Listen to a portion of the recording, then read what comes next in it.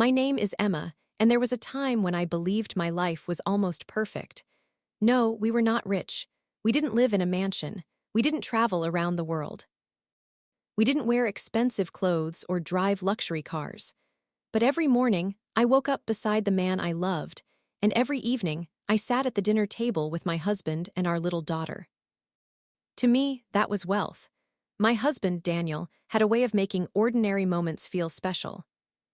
He was the kind of man who would bring flowers home for no reason or stop at a bakery, because he knew I loved chocolate cake. "One day, Em," he would say with a smile, "I'll build you the biggest house in town." I always laughed. "I don't need a big house, I already have everything." And I meant it. We had been married for almost 10 years. Life wasn't always easy.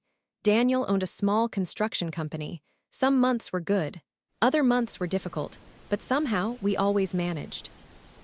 Our daughter Lily was 6 years old. She had my eyes and Daniel's smile. Every evening, she waited by the front door for her father to come home. The moment she heard his car, she would scream, "Daddy's home!" Then she would run into his arms. Daniel never came inside without carrying her. I used to stand there watching them and think, I hope this moment lasts forever. I had no idea that forever could end in a single day. It was a Tuesday. I remember because I was making pancakes. Lily was sitting at the kitchen table drawing pictures. Daniel was drinking coffee while checking some papers. He looked tired. I touched his shoulder. "Did you sleep well?" He smiled. "I'll sleep when I become a millionaire," I laughed. "You always say that. Because one day I'll prove it." Then he kissed my forehead. It was such a simple moment, a normal moment. I didn't know it would become my favorite memory. A few hours later, my phone rang. I almost ignored it. Unknown numbers usually meant advertisements, but something told me to answer. "Hello," a man's voice spoke. "Is this Mrs. Emma Carter?" "Yes, I'm calling from City General Hospital." My heart suddenly began beating faster. "Your husband has been brought here." I froze. "What happened?" There was a brief silence. "He collapsed at work." The plate in my hand slipped and shattered on the floor. I don't remember driving to the hospital. I don't remember parking the car. I only remember running. Everything around me was blurry. Doctors, nurses, people walking, machines making noises. I saw a doctor coming toward me. I immediately knew. His face said everything. "I'm very sorry."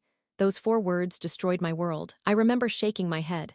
"No, I'm sorry." "We tried everything." "No, he suffered a massive heart attack." "No," I kept saying it again, again, as if refusing to believe it could somehow change reality. Then my knees gave out. I couldn't breathe, I couldn't think, I couldn't even cry. I just sat there on the hospital floor. Everything inside me felt empty. My husband was gone. The man who had kissed my forehead that morning, the man who promised to become a millionaire, the man who promised to grow old with me, was gone. And I never even got to say goodbye. I don't remember how long I stayed there. Eventually, I heard someone calling my name. "Emma!" I looked up. It was Michael, Daniel's older brother. He immediately hugged me. I broke down. I cried harder than I had ever cried before. Michael held my shoulders. "I'm here, you're not alone." At that moment, those words meant everything. I truly believed he cared. I had no idea that my worst nightmare had only just begun. The next few days passed like a terrible dream. People filled our house. Friends, neighbors, relatives. Everyone kept saying the same thing. "I'm sorry for your loss. Stay strong. Time heals everything." I appreciated their kindness, but every word felt empty because none of them could bring Daniel back. At night, I would sit on our bed holding his shirt. It still smelled like him. I couldn't sleep. Every small thing reminded me of him. His coffee mug, his shoes, his jacket hanging by the door. I kept expecting him to walk inside and smile, but he never did. Lily didn't understand. She kept asking questions. "When is Daddy coming home?" I couldn't answer. One evening, she looked at me and said quietly, "Mommy, did Daddy stop loving us?" I completely broke down. I pulled her into my arms. "No, sweetheart." "Then why did he leave?" I had no answer. Because honestly, I wanted to ask the same question. The funeral came 3 days later. It was raining. The sky looked dark and heavy, almost like it was grieving too. I stood beside Daniel's grave wearing black clothes and holding Lily's hand. I felt like I was standing outside my own body. People were crying. Someone was speaking. I don't remember who. I couldn't hear anything. I was staring at the wooden coffin. I kept thinking, how can a person be here one day and gone the next? How can an entire life fit inside a box? Lily squeezed my hand. Mommy, I looked down. Yes. Is Daddy sleeping? I nearly collapsed. I knelt beside her. Tears filled my eyes. No, sweetheart. Then where is he? I looked at the sky. I didn't know what to say. Finally, I whispered, he's somewhere peaceful. She nodded. Then she looked at the grave. Will he come back? I closed my eyes. No, those 2 letters felt like knives. After the funeral, people slowly left.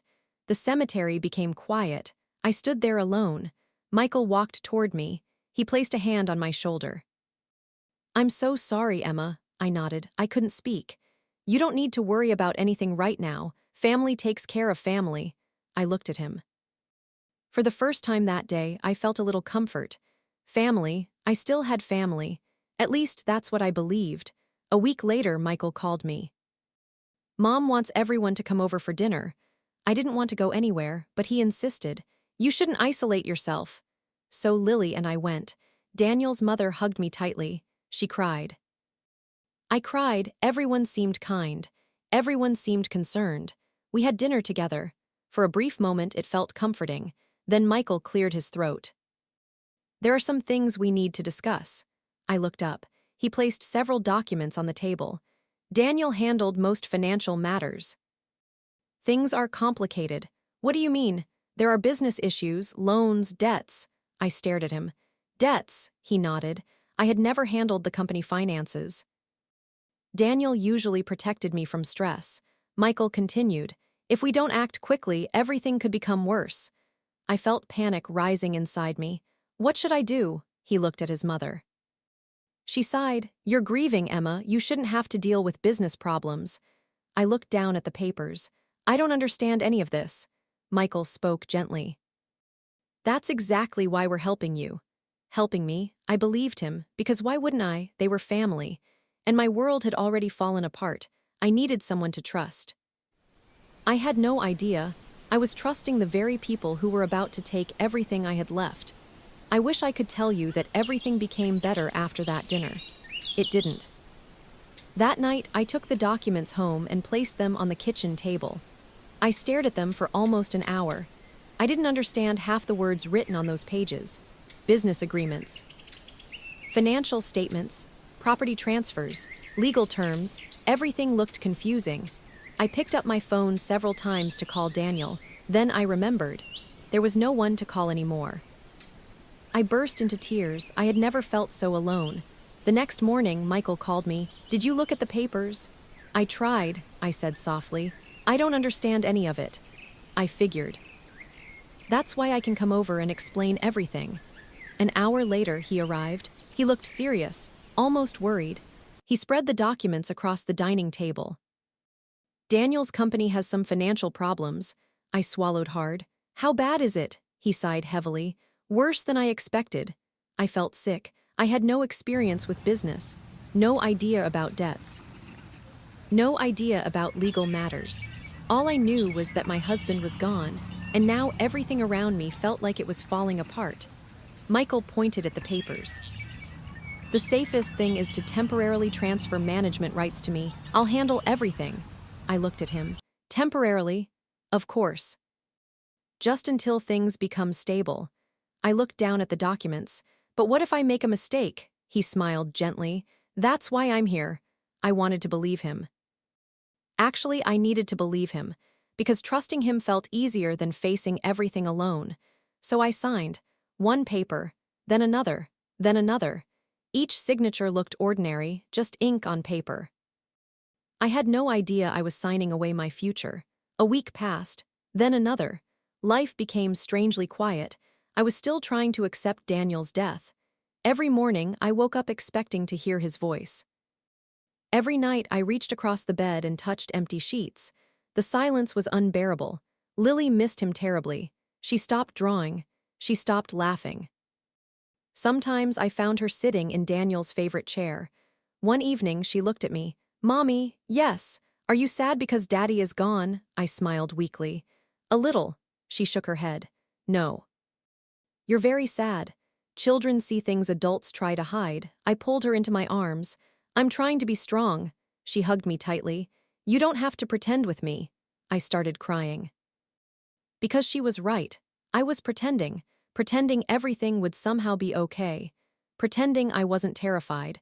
Pretending I wasn't completely lost. Then everything became worse. 3 weeks after signing the documents, there was a knock on my front door. I opened it. Michael was standing there. He looked uncomfortable. "Can I come in?" I nodded. We sat in the living room. He remained silent for several seconds. Then he finally spoke.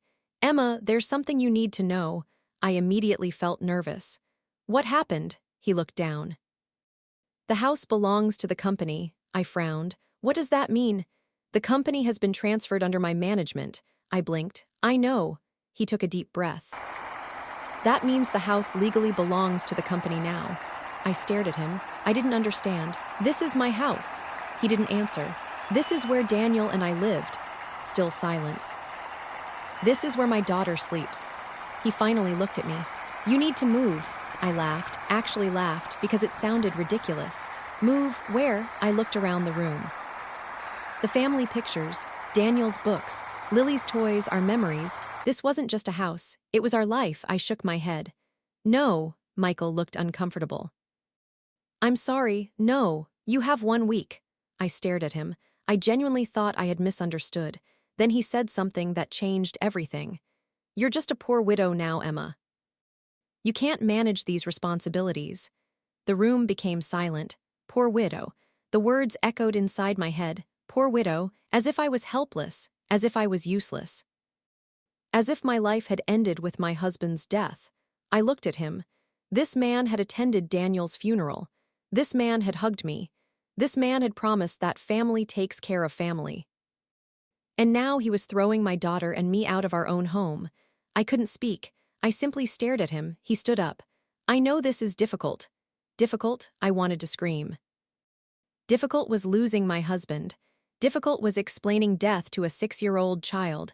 This wasn't difficult. This was cruelty. He walked toward the door. "I'm sorry." Then he left. I sat there for a long time. I don't know how long, maybe 10 minutes, maybe an hour. Eventually, Lily walked into the room. She looked at me. "Mommy." I didn't answer. She touched my arm. "Why are you crying?" I looked at her. Then I completely broke down. I cried harder than I had cried at the funeral. Because until that moment, I had still believed there was something left. Now I realized the truth. I had lost everything. My husband, my security, my home, my future, everything. The next few days were horrible. I packed boxes while trying not to cry. Every object carried memories. Daniel's coffee mug, his jacket, our wedding photographs, the blanket we bought during our first year of marriage. I touched each item carefully. It felt like I was packing pieces of my life into cardboard boxes. Lily watched me. "Are we moving?" I nodded. "Why?" I didn't know what to say. Finally, I whispered, "Because we have to." "Did we do something wrong?" I looked at her. My heart shattered. "No, sweetheart." "Then why can't we stay?" I hugged her tightly. I couldn't answer. Because I didn't understand it either. The last night in the house was the hardest. Lily fell asleep early. I stayed awake. I walked from room to room. The kitchen, the living room, our bedroom. I touched the walls. I remembered painting Lily's room. I remembered Christmas mornings, birthday parties, movie nights, thousands of ordinary moments. I sat on the floor and cried. At sunrise, I carried our suitcases outside. A taxi arrived. Lily climbed into the back seat. I stood in front of the house one final time. This was supposed to be the place where Daniel and I grew old together. Instead, I was leaving it alone. I whispered softly, "Goodbye." Then I got inside the car. Our new apartment was tiny. The walls were old. The paint was peeling. The furniture looked ancient. The bedroom was so small that our beds barely fit. Lily looked around. "Is this our home now?" I forced myself to smile. "Yes," she nodded. "Children are stronger than people realize." She simply placed her toys on the bed and accepted reality. But I couldn't.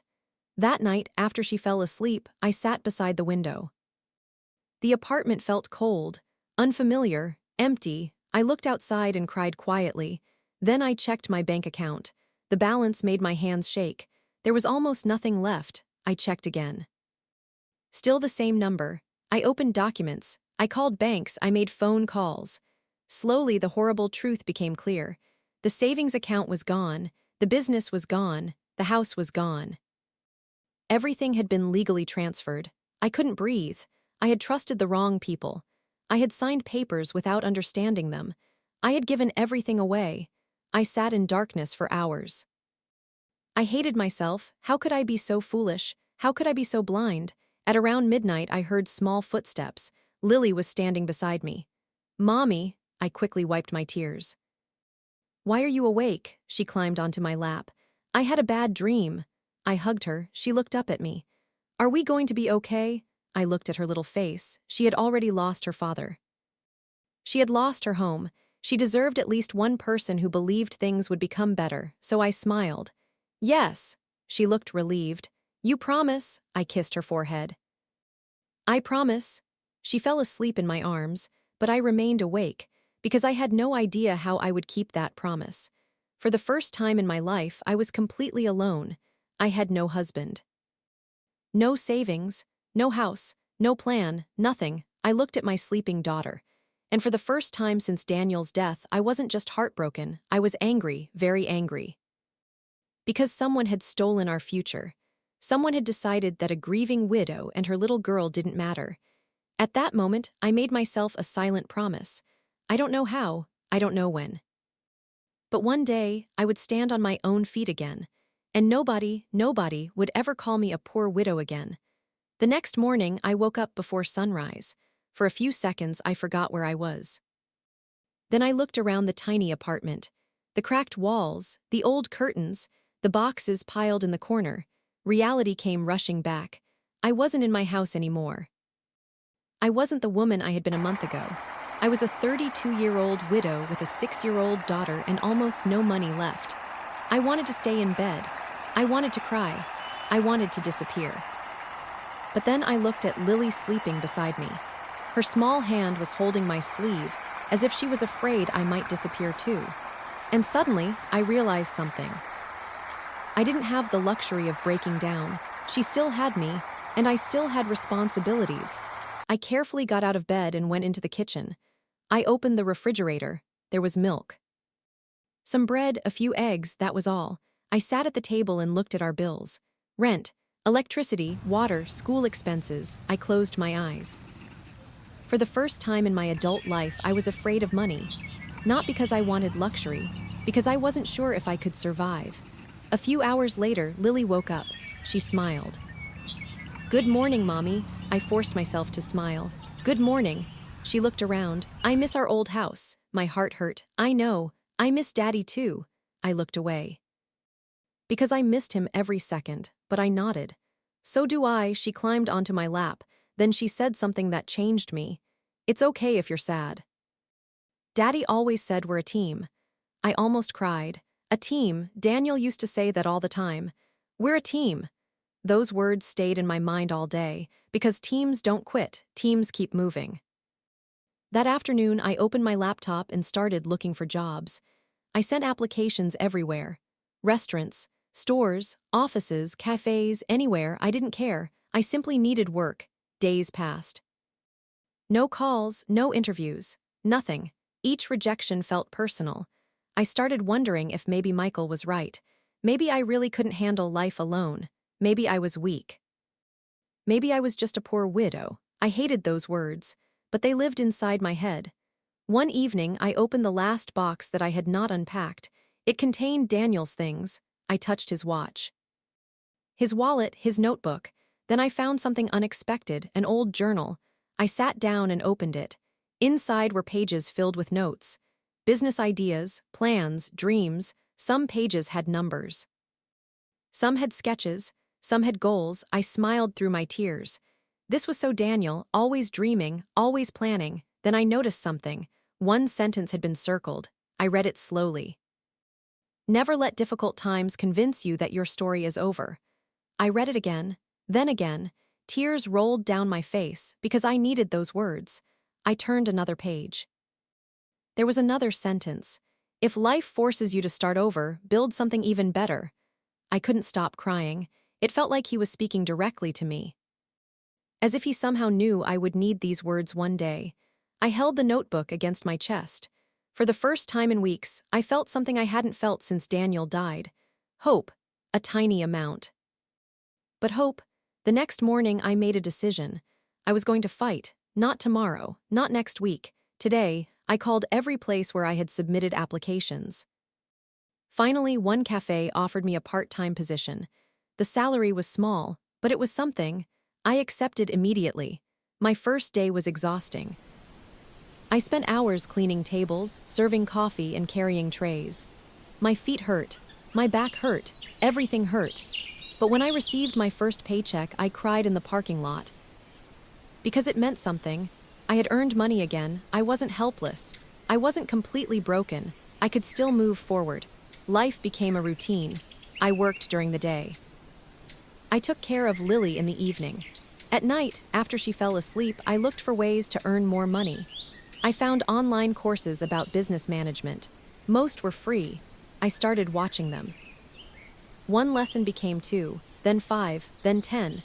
Every night I learned something new: accounting, leadership, marketing, negotiation. I wrote notes until midnight, then 1 o'clock, then 2.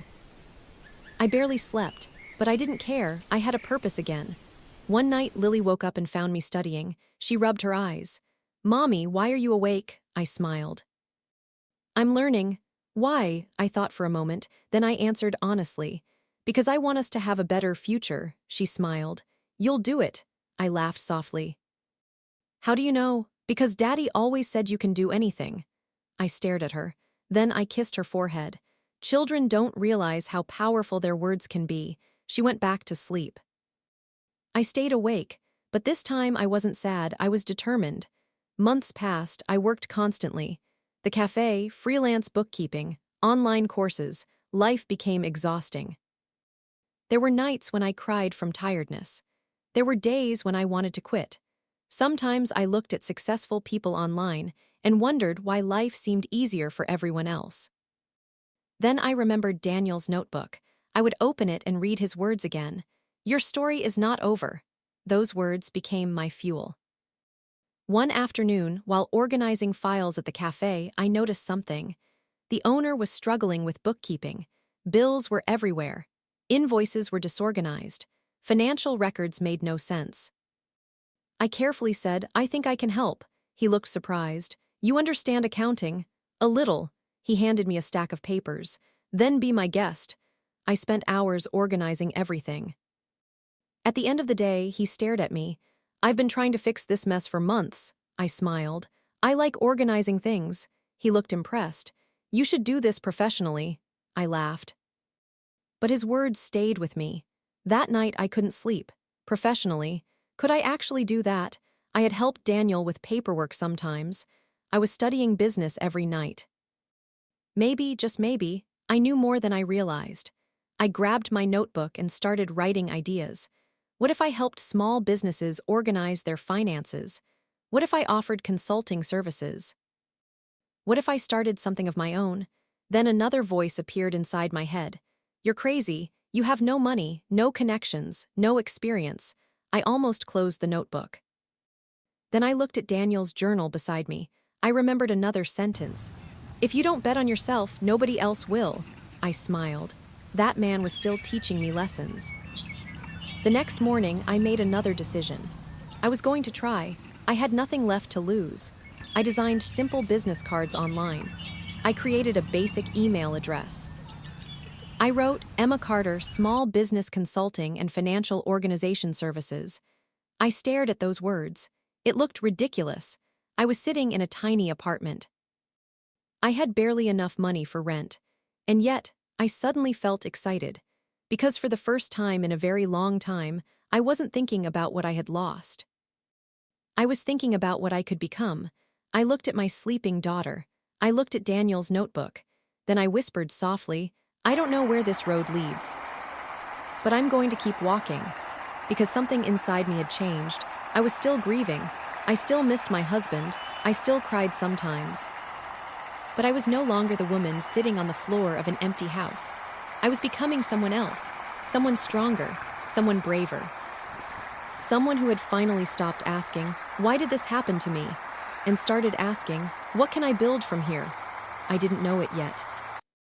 But that small decision, that simple business card, would eventually change my entire life. The first person who called me was the owner of a small flower shop. I still remember his voice. "Hi, are you Emma? I got your business card from the cafe." I sat up straight. "Yes, this is Emma. I need help organizing my finances. To be honest, I'm completely lost." I looked around my tiny apartment. My hands were shaking. This was it, my first client. I wanted to sound professional. "I'd be happy to help." After hanging up, I stared at the phone. Then I started laughing. Then I started crying. Because for the first time in what felt like forever, something good had happened. Lily looked at me. "Mommy, are you okay?" I smiled through my tears. "I think so." "What happened?" I hugged her tightly. "I just got my first client." She looked confused. "What's a client?" I laughed. "It means somebody believes in me." She smiled. "I believe in you too." I kissed her forehead. That evening, I went to the flower shop. The owner's office was covered with papers. Bills were everywhere. Receipts were piled in boxes. I spent 6 hours organizing everything. When I finished, the owner looked amazed. "I can actually understand my business now." I smiled. "I'm glad." Then he handed me an envelope. Inside was money, not a lot, but enough. I stared at it. He frowned. "Is everything okay?" I nodded. "Yes." But the truth was, I wasn't looking at money. I was looking at possibility, because I had earned something with my own skills. I walked home that night feeling lighter. For the first time since Daniel died, I felt proud of myself. The next morning, I woke up early and made another decision. I wasn't going to think small anymore. I was going to build something, maybe not a giant company, maybe not $1 million business, but something that belonged to me. Something nobody could take away. I started working harder than ever. I kept my job at the cafe. I continued studying at night, and during every free hour, I worked with clients. The flower shop owner recommended me to another business owner, then another, then another. Slowly, people started calling. A bakery needed help. A clothing store needed help. A small construction company needed help. I accepted every opportunity. There were weeks when I slept only 4 hours a night. I was exhausted. I drank too much coffee. I forgot to eat. I constantly worried about money, but I kept going, because every new client gave me confidence. Every problem I solved made me believe in myself a little more. Months passed. Then one evening, I sat at the kitchen table and looked at my earnings. I blinked. Then I counted again. I had made more money that month than I earned at the cafe. I couldn't believe it. I stared at the numbers, then I smiled. Then I cried. Again, I seem to cry a lot these days, but these tears were different. They weren't tears of grief. They were tears of hope. The next morning, I resigned from the cafe. My manager looked surprised. "You found another job?" I smiled. "No." He looked confused. "Then what are you going to do?" I took a deep breath. "I'm starting my own business." He stared at me, then he smiled. "I had a feeling you would." I walked out of that cafe feeling terrified and excited. I had no guarantees, no safety net.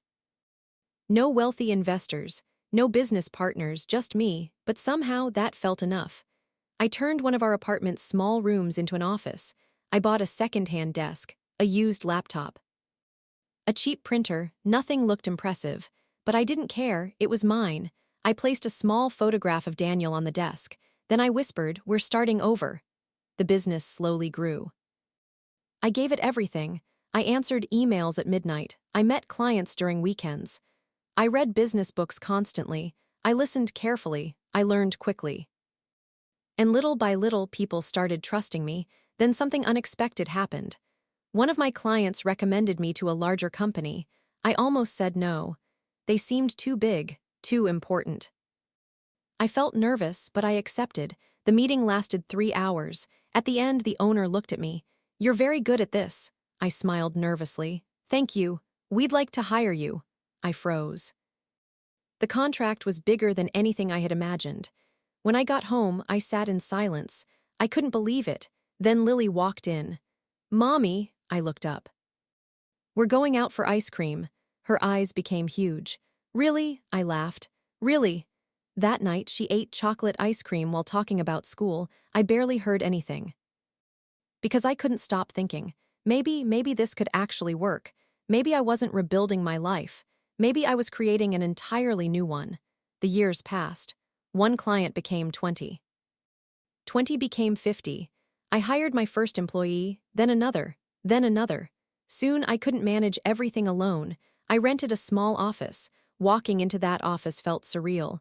There were desks, computers, employees, and my name on the door, Emma Carter, founder. I touched the nameplate, then I cried again.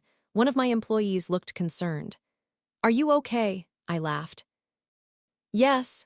But inside, I was thinking about the woman who had once sat in a dark apartment, wondering how she would pay rent. She would never believe this. I worked even harder. I reinvested every dollar. I learned constantly. I made mistakes. I fixed them. I kept moving.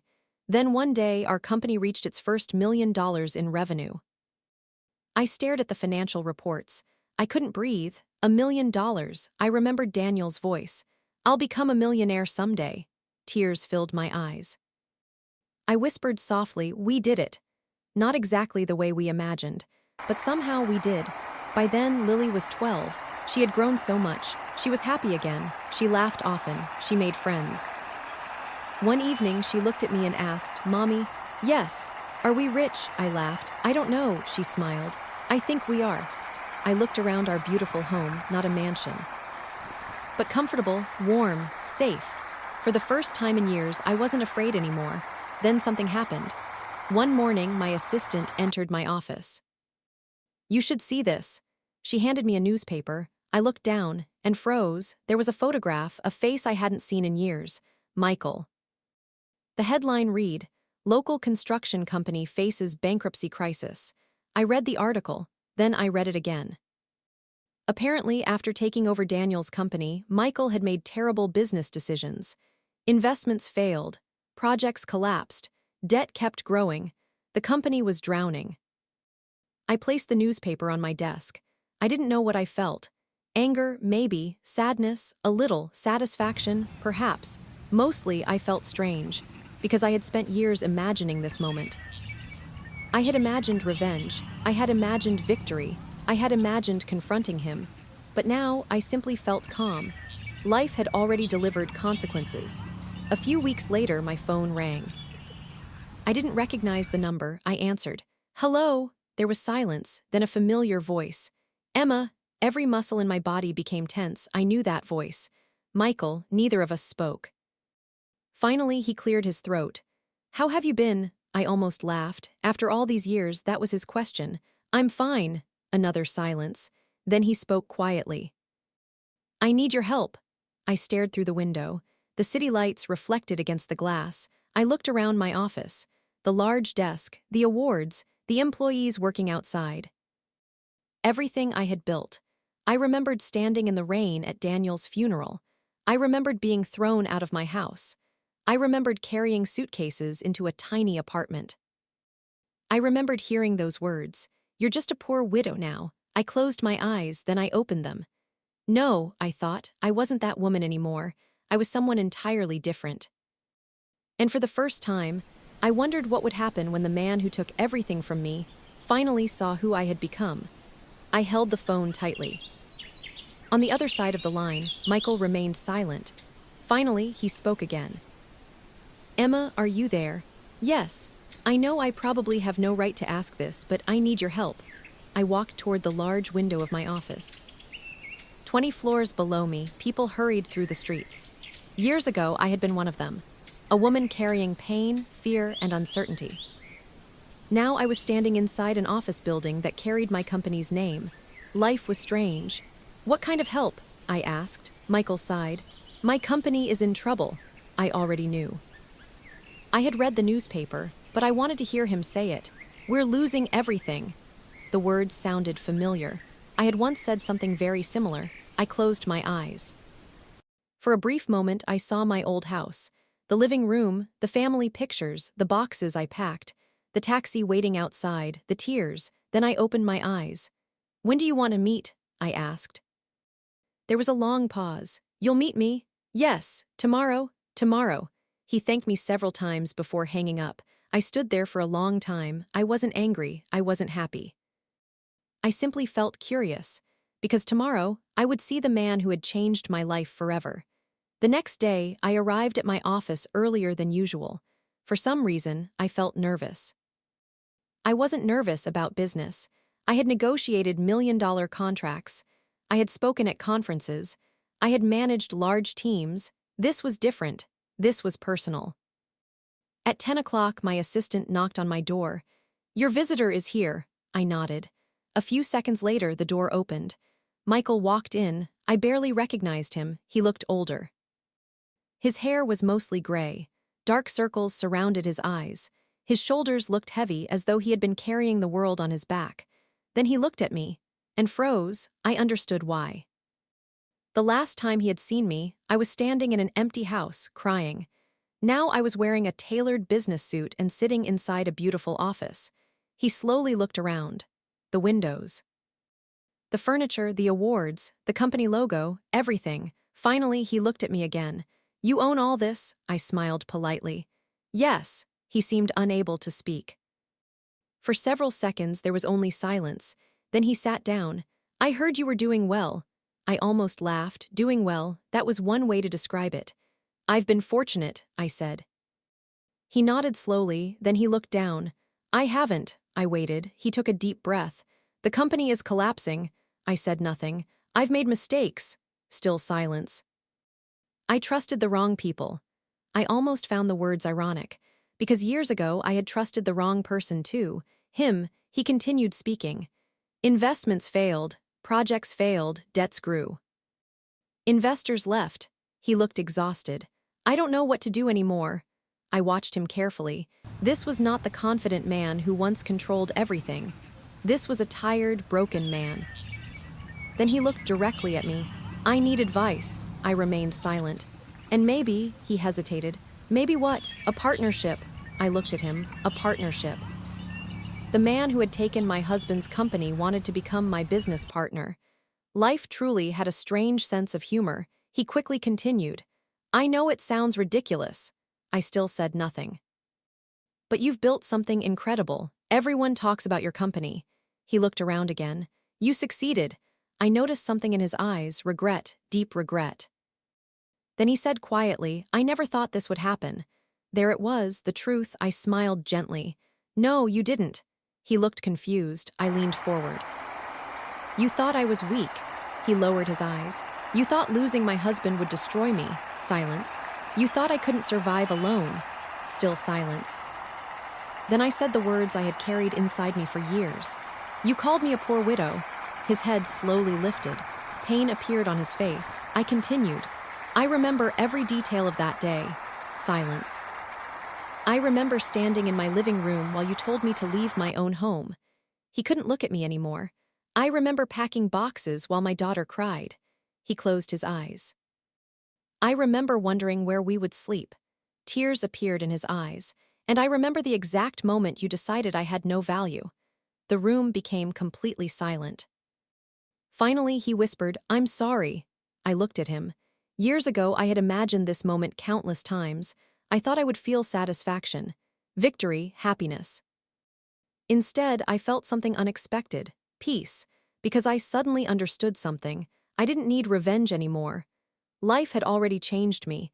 I had become stronger than I ever imagined. I looked at Michael. The man who once had everything now had almost nothing. The woman who once had nothing now had everything she needed. Life had completed its circle. He looked at me again. "I was greedy." I listened. "I thought I deserved Daniel's company." He wiped his eyes. "I thought you wouldn't understand business." Silence. "I thought you would never recover." I nodded slowly. "I know." He looked surprised. "You know?" "Yes." He looked confused. "Then why are you being kind to me?" I thought about the question, then I smiled. Because carrying anger for years is exhausting. He stared at me, and because hating you won't change what happened. Silence. I lost my husband. I touched my wedding ring. I lost my home. I looked at him. But I found myself. He said nothing. I smiled. The woman sitting in front of you today exists because of everything I survived. Tears rolled down his face. I continued. There were nights when I had almost nothing. I remembered those days vividly.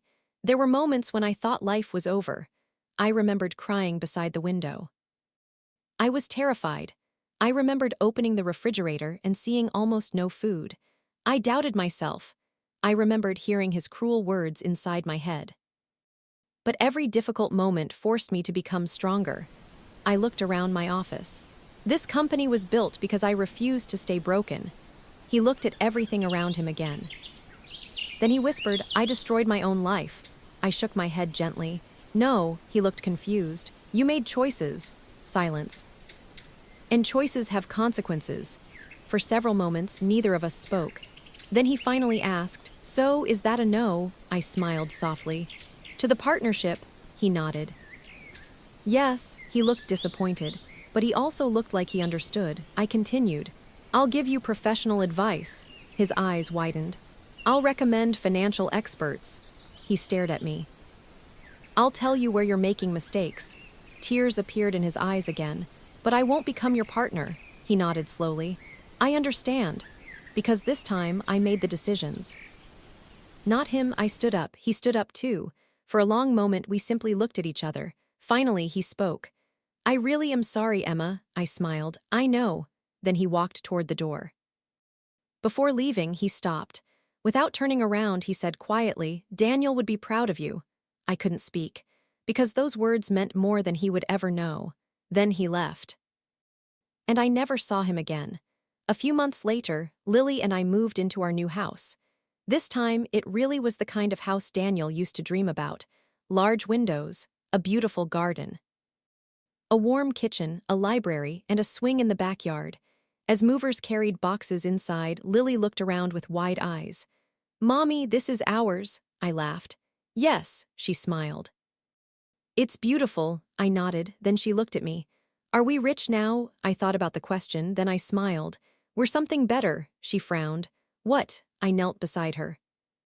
We're strong, she smiled and hugged me tightly.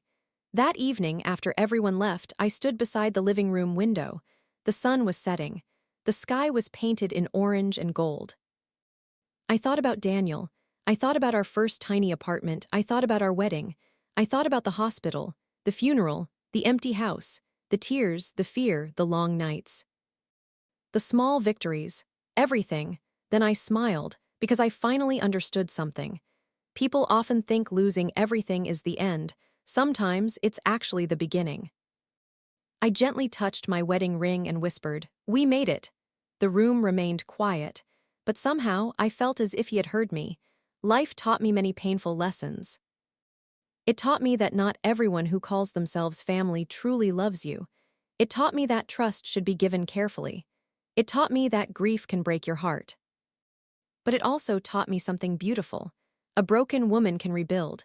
A shattered life can begin again. And sometimes, the people who call you weak end up watching you become stronger than they ever imagined. Because the greatest revenge isn't hurting the people who hurt you. The greatest revenge is becoming someone they never believed you could be. And I was no longer a poor widow. I was a survivor. I was a mother. I was a businesswoman. I was a millionaire. But most importantly, I was finally at peace.